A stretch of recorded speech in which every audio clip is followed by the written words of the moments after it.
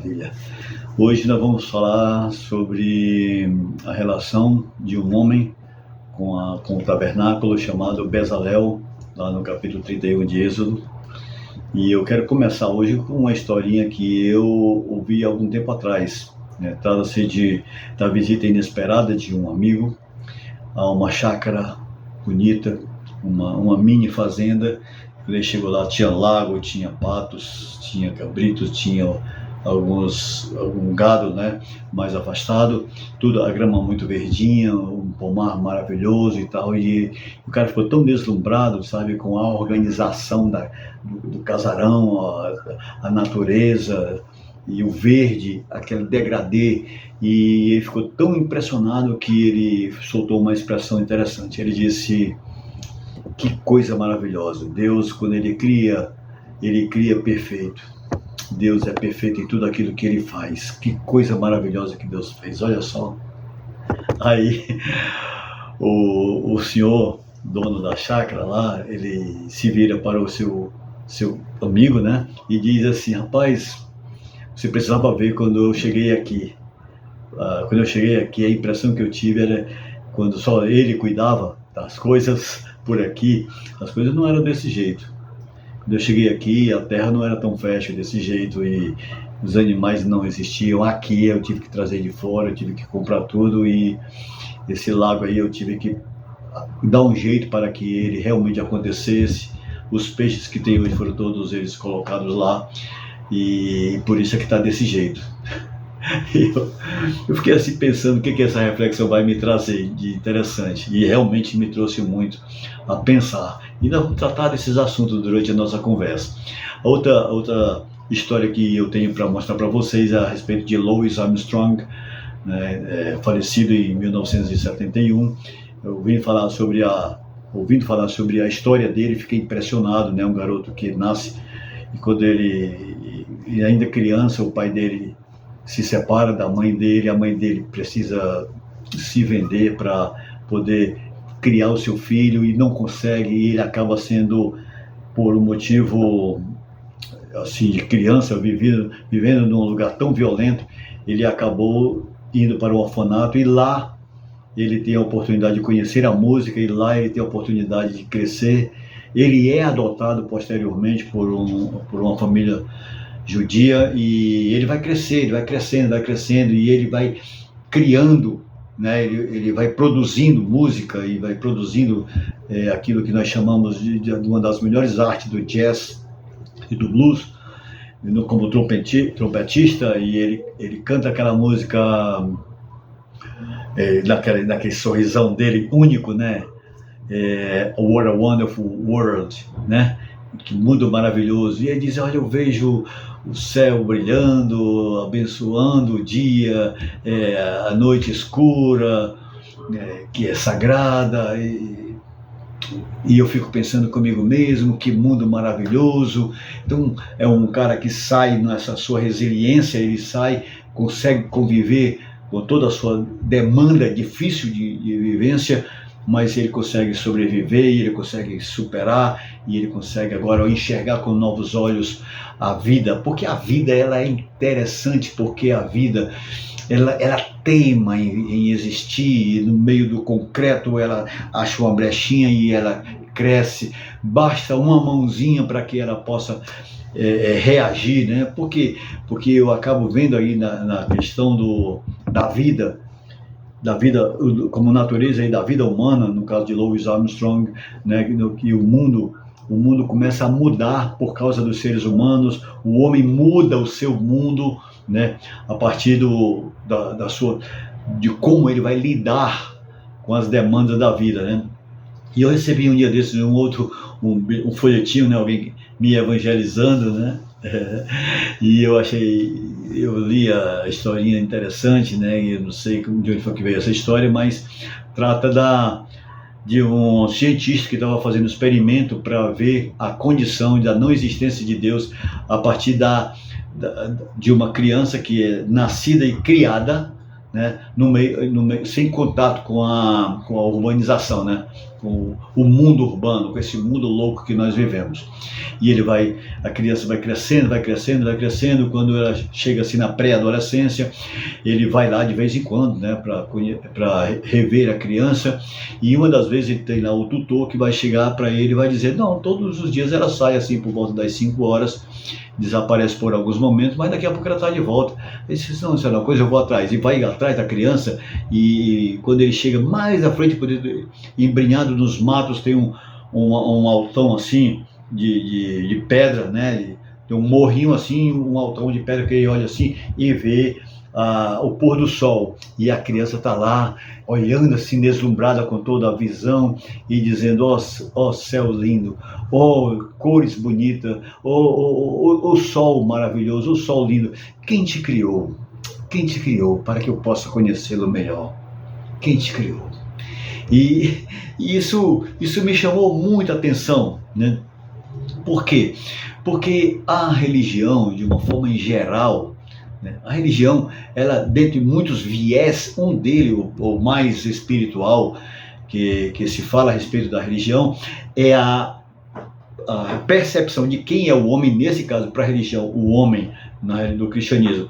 A religião, ela mostra o homem como um homem decaído, o ser humano decaído, e esse ser humano vai em busca de Deus. Religião, de religar-se com Deus novamente.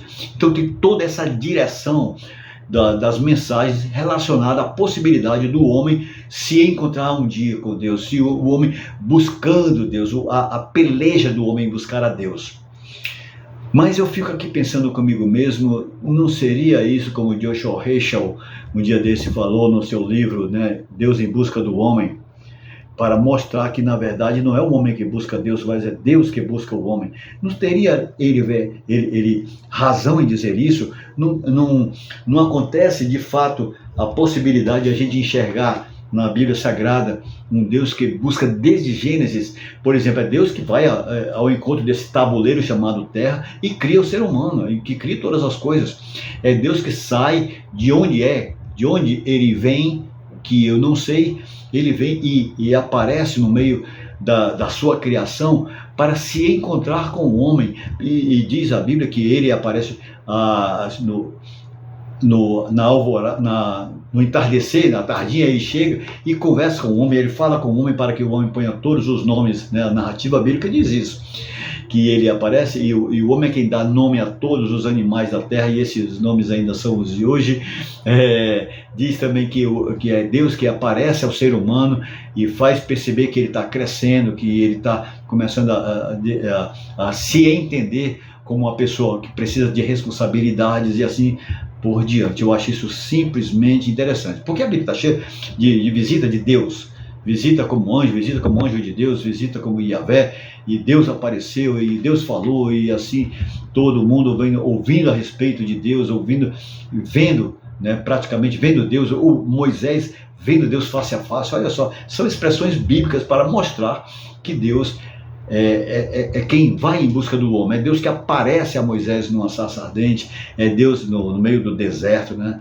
E é Deus que está lá sempre no deserto, mostrando a sua presença. Aí é exatamente onde tem aquela ideia de Deus viver no meio dos seres humanos, mas de uma forma muito mais presença. E como é que isso se dá? Através, a ideia dele é isso: vou criar um tabernáculo, né? Então ele estabelece o meio do homem, criar esse tabernáculo para que a sua presença pudesse ser visível, né? Pudesse ser mais aproximada possível do ser humano. E eu acho super interessante, porque o tabernáculo, ele depois de criado, né, tinha a Arca da Aliança, que é no Santíssimo, que é ladeado do lugar santo, onde vinha o sacerdote. No lugar santíssimo, onde tinha a Arca da Aliança, era somente o sumo sacerdote. No lugar santo, que é ladeando, era o lugar santo, onde vinha os sacerdotes, e rodeado de todo o tabernáculo tinha os átrios, né? Os átrios onde ficava, que era o pátio, onde entravam os judeus, aqueles que eram capacitados para entrar naquele lugar.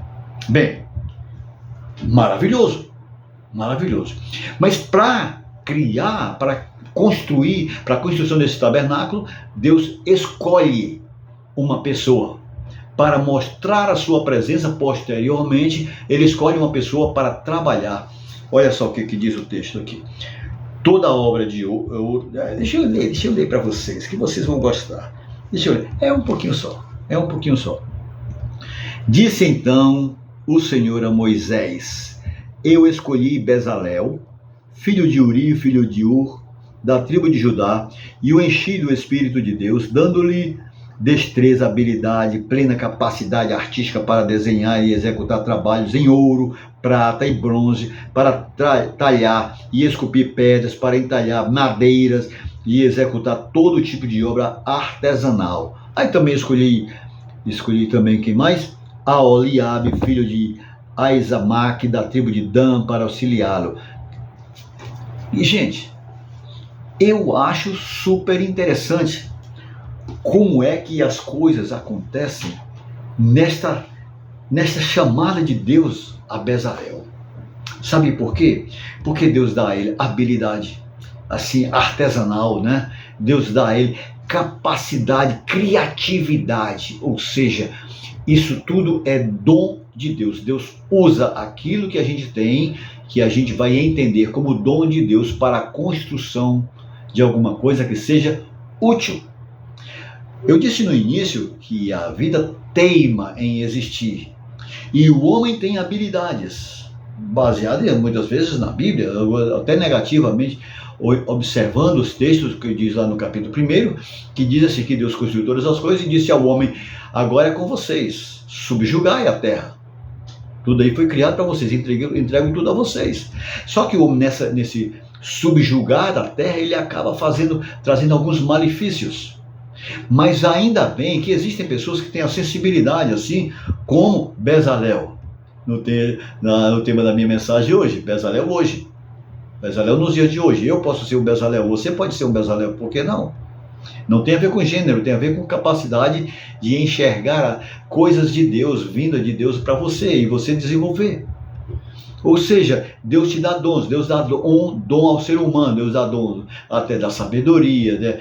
Deus é a fonte da sabedoria. Quem não tem sabedoria, peça a Deus, que a todos dá gratuitamente, sem levar em consideração absolutamente nada.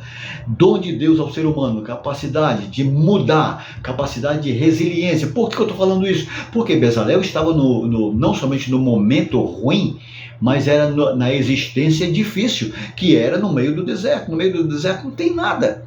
Como é que, de acordo com o que eu li aí, dei a esse homem a capacidade de lidar com ouro, com prata, com bronze, com madeira, com tudo que tivesse ao seu alcance? E é porque eu não li para vocês o capítulo 25 de Êxodo, que vai falar os detalhes dessa construção. Mas isso tem a ver com a gente. Por quê? Porque a gente precisa aprender a não desvalorizar aquilo que nós temos, aquilo que nós somos, quem nós somos, no meio de onde a gente esteja vivendo. Por exemplo, o que você faz? Qual é a tua profissão? O que você faz na vida? Não interessa o que você faz, faça, quer dizer, né? Quando se trata do bem, quando você faz as coisas do bem, quando você faz as coisas com honra. Se você faz as coisas com honra, que você faz aquilo que é do bem, faça com prazer, faça da melhor maneira, não faça coisa pela metade, não faça coisa de qualquer maneira, não deixe a vida escapulir por entre os seus dedos. Né? Em outras palavras, não despreze a sua vida, não despreze o dom que a enche, não despreze as suas habilidades, não despreze, aliás, não se diminua diante de nada, porque você é um ser muito amado de Deus, você é um ser que é visto por Deus com capacidade. Por quê? Porque Ele é a fonte da capacidade e Ele foi quem trouxe você à vida. Assumir Deus é a coisa melhor do mundo, assumir Deus na minha habilidade, assumir Deus naquilo que eu faço. Toda vez que a gente vai falar com o papai, meu pai, um beijão para o senhor, o meu velho diz assim: papai, como é que o senhor consegue criar tantos meninos assim? Foram 9, né, que nós éramos 9, um já foi mais para perto de Deus e nós ficamos, nós 8 aqui, a mamãe e o papai entre nós, e a gente conversando: papai, como é que o senhor conseguiu criar 9 meninos sendo assalariado, e a mamãe também, vocês dois. E aí, como é que foi? Ele disse, meu filho, é Deus que vai iluminando a gente. Quer dizer, se valorizando, né? Eu acho isso interessante, se valorizar, né? Não se diminuir diante da vida, diante de nada, diante do deserto nenhum. Não se diminua, porque você tem muito a mostrar para esse deserto. Você tem muito para mostrar diante desse deserto. Assumir Deus nessa sua habilidade, assumir Deus diante do dom que Deus te dá. E, em segundo lugar, assumir-se nesse Deus Criador. Você é co-criador com Deus. Assumir-se nele, dando a ele honras e glória naquilo que você faz. Dando sentido àquilo que você faz. Dando sentido a quem você é. Eu sou assim por causa de Deus que me fez assim. Quem quiser que me faça outro se achar que eu sou ruim. Essa foi escapuliu, né? Porque eu me lembrei. Ou seja, quem você é? Rapaz, eu sou o Josué. O que você faz? Cara, eu estou construindo possibilidades. Em que? Se eu sou numa sala de aula, eu estou construindo para que aquela criança, aquele ser que está ali, que eu estou ensinando, possa ser um cidadão do bem, possa aprender a ler a vida e a lidar bem com ela. E o que você faz na vida? Eu sou um advogado, então eu vou construir uma ponte de justiça para que aquela pessoa tenha um sentido diferente daquilo que ele viveu antes, a possibilidade, ainda que pague por aquilo, né, tem que pagar por aquilo que faz, mas que se melhore como ser humano. E o psicólogo? O psicólogo vai tratar da psique humana. Cara, você tem jeito, você se valoriza, porque você é um ser humano, você é um ser vivente, e vai tratando da cabeça da pessoa. O médico, eu amo o jeito essa possibilidade, essa condição de ser médico.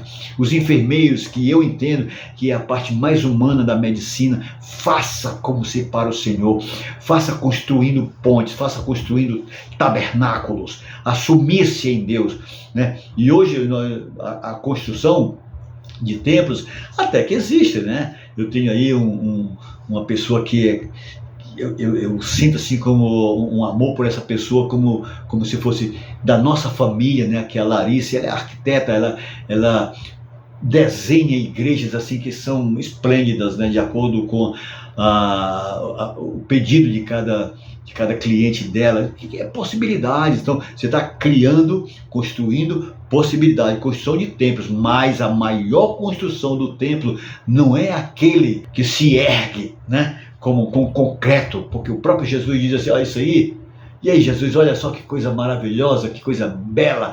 Aí Jesus diz assim, isso aqui tudo cai por terra, isso tudo que cai por terra.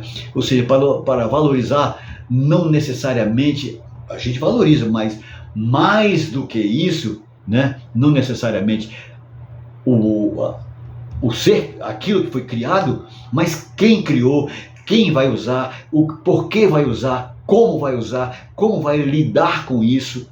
Você está entendendo o que eu estou falando? Ou seja, o prédio é maravilhoso, mas a pessoa é muito mais do que o prédio. Você é mais do que a construção, né? Porque você é uma construção diferenciada. O tabernáculo que Bezalel estava construindo lá nos pormenores era um tabernáculo de madeira, de ouro, de prata, né? Materiais preciosos e tudo mais, tudo certo. Era a presença de Deus no meio do povo. Mas agora Deus nos constrói, Deus nos faz assumir um novo papel. O tabernáculo de Deus sou eu. O tabernáculo de Deus sou eu. O tabernáculo de Deus é você. O templo, a morada de Deus é você. Primeira carta de Paulo aos Coríntios, capítulo 6, versículo 9. Vocês não sabem que vocês são o templo de Deus e que o Espírito de Deus habita em vocês? Vocês é que são o templo de Deus. E o Espírito de Deus, lembra? Eu pus em Bezalel o meu Espírito. O Espírito de Deus está nele para que ele trabalhe nessa opção. Deus agora olhe para mim e diz assim, Josué, olhe para você e diz assim, olha aqui, você é o templo de Deus. Eu moro em você. É isso que ele quer dizer. Eu moro em você. E olhe só a grandeza desse texto. Porque quando o tabernáculo foi construído, deixa eu mostrar aqui para vocês como é que é. Aqui está o terreno onde eles estavam. Qualquer lugar, ele saía, desmontava o tabernáculo e abria aqui novamente. Quando ele colocava o tabernáculo no meio, sempre no meio. Eram 12 tribos. 3 ficavam na frente, 3 ficavam do lado direito, 3 ficavam do lado esquerdo e 3 atrás. Certo? 3, 6, 9, 12. E o tabernáculo no meio. O tabernáculo era a presença de Deus, presença entre os seres humanos. E nós vemos no Novo Testamento que o verbo dia desse se faz carne e habita entre nós. E nós vimos a sua glória como glória do unigênito do Pai, cheio de graça e de verdade. Agora nós é que somos esse tabernáculo. Nós é que somos essa presença de Deus na história. Nós é que podemos mudar alguma coisa, se nós quisermos. E um dia desses, as pessoas chegavam lá Atos capítulo 9, você vai ver presença de Deus aonde? Não, no capítulo 3 de Atos, né? Você vê Pedro e João subiam ao templo junto para a oração da hora nona, e era trazido todos os dias um varão que desde criança, desde o seu nascimento, ele era coxo. Aí Pedro e João disse: olha para nós, porque o rapaz disse: olha, me dê alguma esmolinha. Não, olhe para nós não temos prata nem ouro, mas o que eu tenho isso te dou, em nome de Jesus, levanta-te e anda. As pessoas olhavam do capítulo 3 até o capítulo 4, aí em diante, ele vai dizer assim: o pessoal olhava para eles como se ele tivesse feito alguma coisa. Vocês pensam que fomos nós que fizemos alguma coisa? Não fomos nós, foi Jesus, aqueles que vocês mataram. Como assim? Foi Jesus. Se foram eles que estavam lá, foram eles que disseram: em nome de Jesus, levanta-te e anda. Por quê? Porque ao olhar para a gente, as pessoas começam a ver e a ter que perceber um dia desses a presença de Deus entre nós. Certo? A presença de Deus entre nós. A presença de Deus entre nós é a presença do ser humano cheio de Deus. A presença de Deus entre nós é a presença do ser humano com a sua bondade, com a sua empatia, com o seu jeito de realizar as obras de Deus da melhor maneira a partir do seu coração. Esse é o espírito de Bezalel nos dias de hoje. E eu queria muito que você pudesse compreender essa mensagem. Eu queria muito que você pudesse entender que essa palavra, se essa palavra faz sentido para você, se você se sente assim, se você se valoriza, se você valoriza a presença de Deus na sua história, no seu dia a dia, como uma pessoa que é totalmente resiliente, que muda. Não interessa aquilo que o deserto faz com você, interessa o que você faz com os desertos da vida, o que você está construindo.